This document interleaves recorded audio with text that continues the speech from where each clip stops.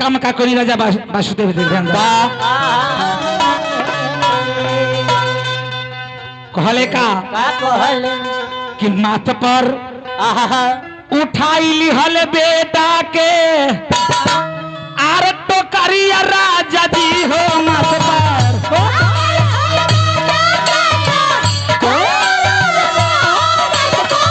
उठाई लिहल बेटा के तो करिया बाबुआ हो माथ पर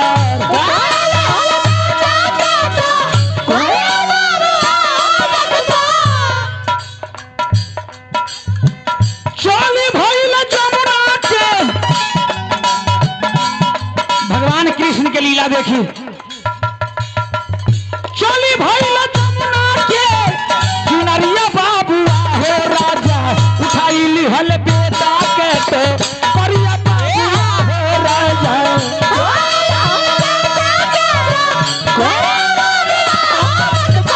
उठाई लिहल पुत्र के तो करिया राजा जी हो देखी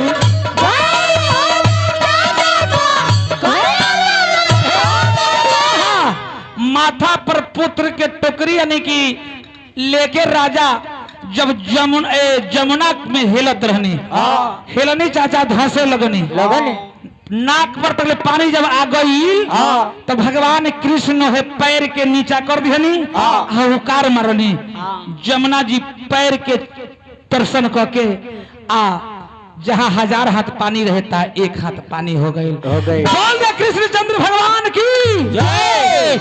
आओ जब गईनी नंद बाबा के दुआरे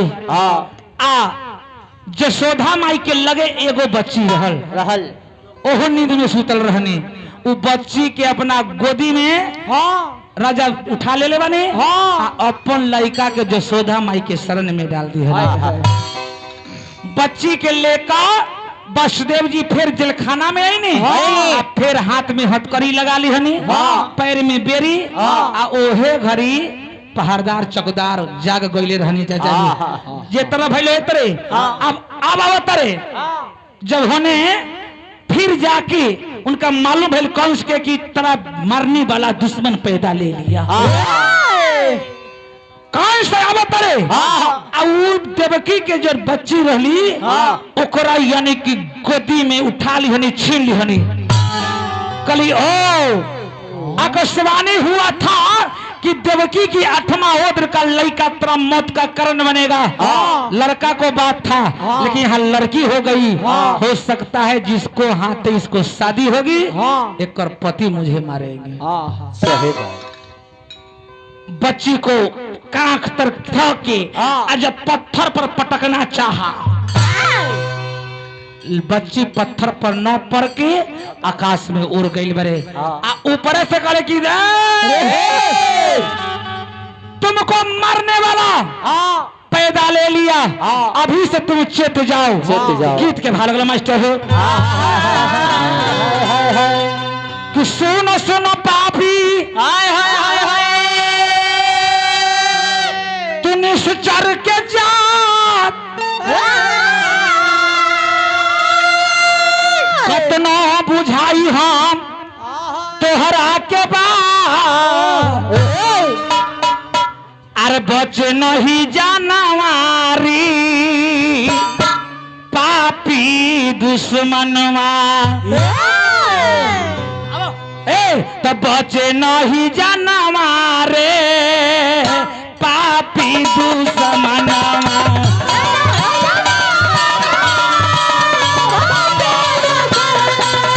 बच नहीं जानो मारी पापी दुश्मन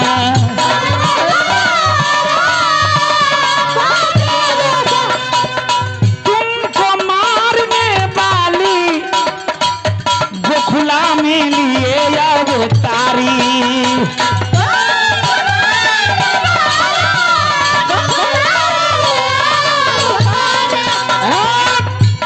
होश में आ जाओ, भी से संभर जाओ। तुमको मारने वाला गोकुल में अवतार ले लेवा। तुमको मारने वाली गोकुला में लिए अवतारी।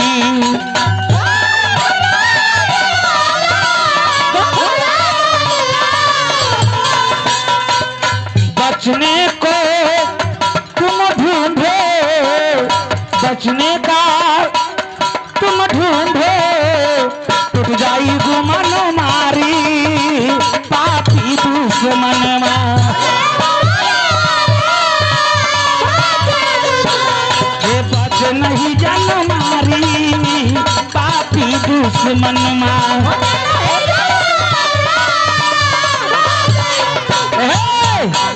उ लड़की कौन रहल? कौन रहल? जोग माया जे दुर्गा बन के आवत हनी से चाचा जो है दुर्गा बनी जोग माया।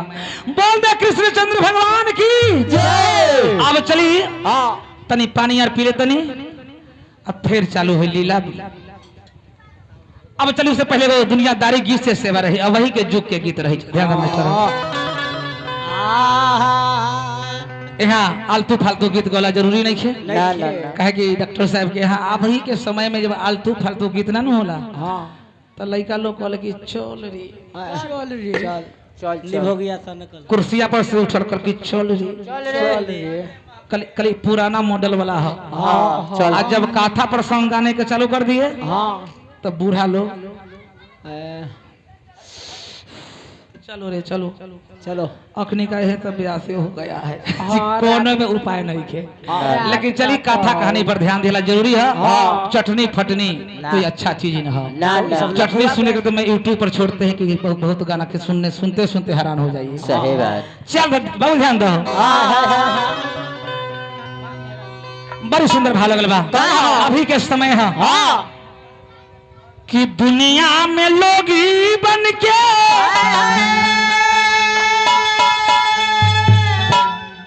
आर बोलिए बिकाता।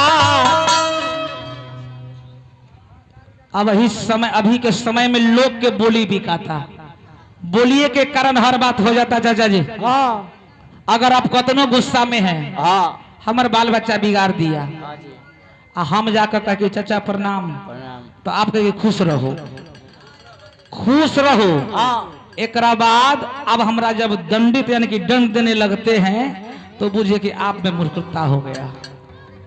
वो घड़ी हम कहेंगे कि चाचा अब ते आपको हम प्रणाम किए तो आप खुश रहे कह ही दिए तो फिर सजा का बात कौन हो रहा है? क्या जब हम आपको प्रणाम किए खुश रहो बेटा खुश रहो तो खुश का वरदान दिए देवता लोग वरदान देते थे ना इसी तरह ना चाचा जी। लेकिन देवता से कम तो आप नहीं है। ई लॉकडाउन में भोले शंकर जी के यहाँ के मारी लगल बा लगाने वाला कौन है? कौन? आप हैं। सही बात मोदी सरकार लगोले भाई तो रहुए ना मोदी सरकार है वो वोट से न बने हैं बनाने वाले आप है ना। अगर भोले शंकर चाहते तो पूरा संसार का कोरोना मोदी को पहुंचा देते। इसीलिए नर सेवा नारायण पूजा मानव को सेवा कर रहा है तो दुनिया में कोई भगवान नहीं। बाप से बढ़कर न कोई देवता है और माई से बढ़कर न कोई देवी है। ऐसे वो गीत के भाव लगल कि दुनिया में लोग ही बन के अरे बोलिए बिकाता। बोलिए के कारण अरे गोली चली जाता।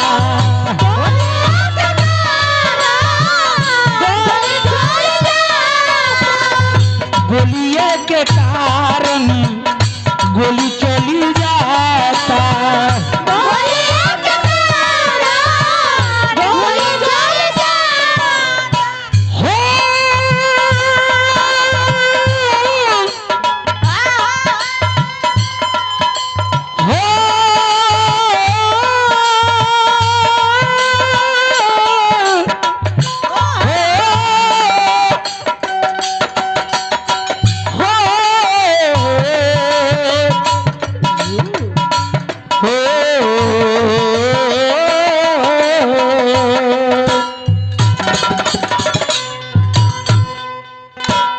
हमेशा हथियार निकालने का कोई जरूरत नहीं है। अगर जियाने का पावर नहीं है तो मारने का भी अधिकार आपको नहीं बनता है। अगर बनाने को नहीं जान रहे हैं तो बिगाड़ने का भी अधिकार आपको नहीं बनता है। दुनिया में लोग ही बन के बोलिए बिकाता।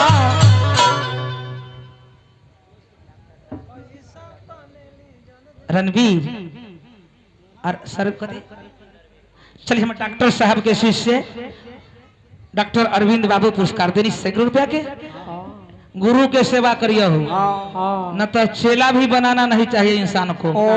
कोई विभाग में हो ड्राइवर टेलर साहब हैं, हाँ। अगर किसी को सिखा दीजिए कि ये कमत ही खत तो तोरे झांके के काम को दे तो है ना। डॉक्टर साहब कंप्यूटर को डॉक्टर बना देते हैं तो बीमारी लोग जाते हैं तो कहते कि अब गुरुजी में माजा नहीं है, अब अलबला जाते हैं। तू ठीक है कही है ना। ब्यास को बना दीजिए, भैया को ब्यास, तो ओकर साटा होगा ना तो 5 गो भाई जोड़े जाएगा, 4 गो चंदन क के आ कहेगा वहाँ का लोग से आए थे तो उमेश ब्यास आए थे बेचारे अलखिन तो, लेकिन अब हुनका में मन मजा न, वो तो बूढ़ा आगे लिखी। बताइए हवा धूरा को आकाश में ले जाता है, ले जाता है ना, लेकिन धूरवा हवे को झांकने का चालू कर देता है, लेकिन धूरा को लिए ऊपर कोई स्थान नहीं है, वो गिरेगा तो कहाँ? आपको छत पर न तो छप्पर पर, मरकुल्ला छत्ती पर। अब बारिश होगा तो नीचा गिरेगा तो है कीचड़ बन जाता है। चेला के लिए ऊपर कोई स्थान है तो गुरु के लिए जय हो गुरु जी। गुरुए के शिकायत करके गुरु जी अरखिन मजा है तो तोरा में मजा है, उनका मजे नहीं साहब। गुरु जी कहले का दुनिया में लोग बन के बोलिए दिखाता, बोलिए के कारण गोली चली जाता,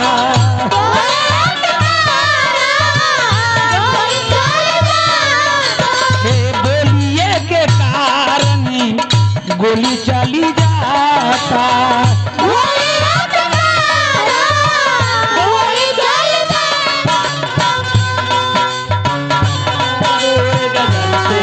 चंदा कब दूर गगन से, सूरज कब दूर गगन से, चंदा कब दूर बंधन तो प्यार का बंधन है, जन्म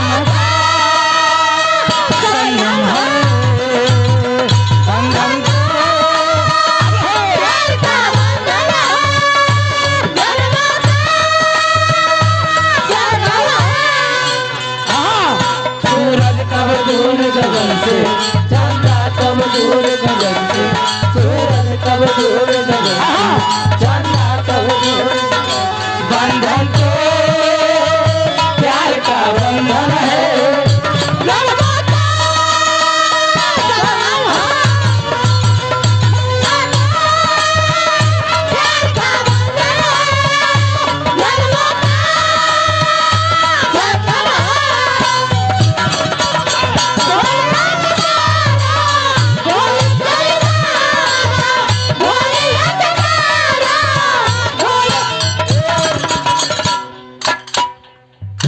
डॉक्टर साहब के यहाँ दुखिया लोग आते हैं तो आधा दुख तो डॉक्टर साहब बोल का खत्म कर देते हैं।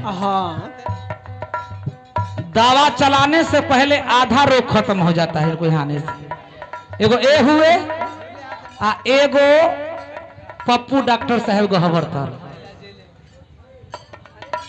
हम दोनों आदमी को एक के राशि हम मानते हैं। उनको भी कहते कि डॉक्टर साहब आप ही के तरह कारू बाबू डॉक्टर साहब की बोलिए का आधा दुख कोनो डॉक्टर के यहाँ जाइए ना करके तेरी माथा कान बन कर जाइए ना माई बहन के तू रूप देखाबे है तो बुझे कि और बीमारियों का चढ़ गई बा चाचा जी। लेकिन भाव का क्या हो क्या कहीं क्या बोली से राम गइल बनवा,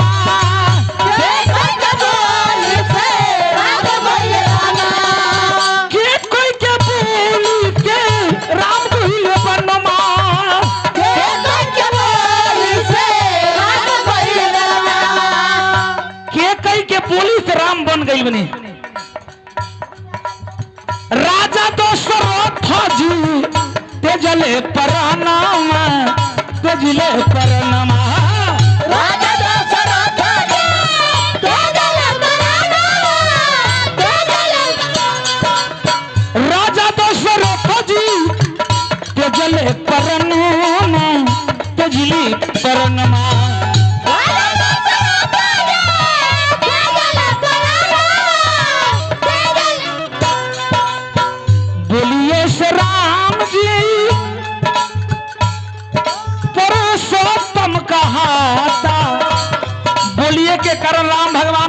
कहते पुरुषों में उत्तम कहते हैं, न तो उनको 4 हाथ था, 2 हाथ था। बोलिए से राम जी पर सौतम कहाता, बोलिए के कारण गोली चली जाता।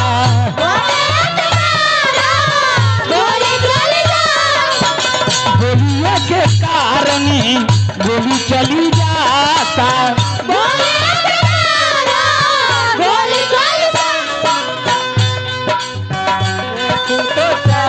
मुझे आता नहीं तुझे ना देखूं तो चाहे, मुझे आता नहीं कहीं मुझे प्यार हुआ तो नहीं, कहीं मुझे प्यार हुआ तो नहीं।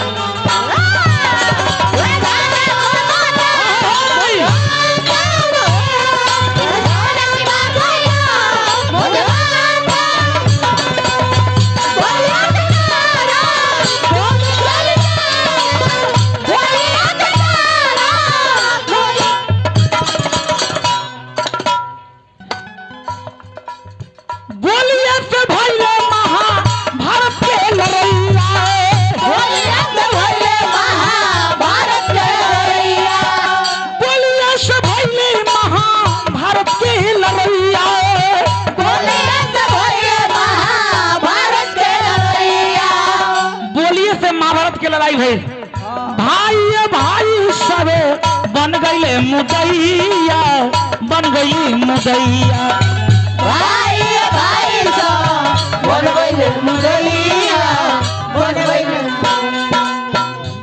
परमादरणीय विनोद धमनिया, जय हो धमोनिया। तो धमनिया का है कहते, धमोन के हैं ये। आपका गांव क्रांतिकारी गांव है, धमोन का ही है ना, तो कते धमनिया कह दे। हाँ कते धमनिया विनोद दी धमनिया, तोरे का कोमेश नचनिया है, तो एबे न मार हो जाई, बेकार बात हो जाला। विनोद बाबू धमन निवासी पुरस्कार दिल बनी, राजा बन के राज करा। द्रौपदी के बोली से, द्रौपदी के बोली से चिरवा खिंचाता, द्रौपदी के बोली से चिरवा खिंचाता। अरे बोलिए के कारण अरे गोली चली जाता।